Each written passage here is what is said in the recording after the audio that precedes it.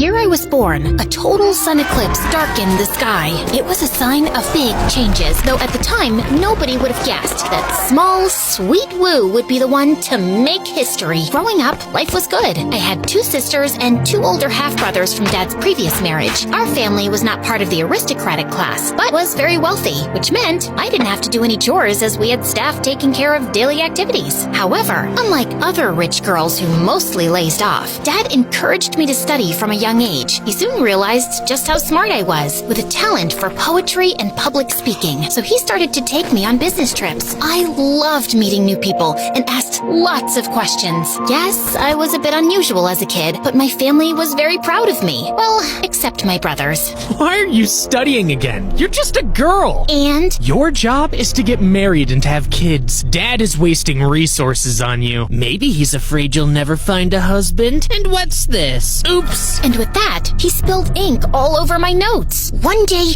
you'll regret being so mean. I tried avoiding them as much as possible. But then, around the time I was 14, Dad got very ill and left us. Nothing was ever the same. My brothers started acting like the bosses of the family. Without Dad to keep them in check, they became rude to Mom, bullied my sisters, and were especially mean to me. Like the time I spent too much time with a friend and was late for my curfew. It was a rainy evening. I ran back home, but the front gates were already locked. No matter how much I yelled and banged on the doors, nobody could hear me over the wind and thunder. In the end, I crouched there all night until early morning. Mom found me crying and shivering. I'm so sorry, Wu. They told me you were back and sleeping. I should have checked. That little adventure gave me a cold so bad I stayed in bed for a week. Without Dad, I felt powerless. I had to do something to change my fate, not only for me, but also for my mom. A chance presented itself when a beauty contest was held in town. The winner would be taken to serve at the palace. It was a huge deal and a way to gain respect and admiration. Mom was worried about my plan, and her fears came true when I won.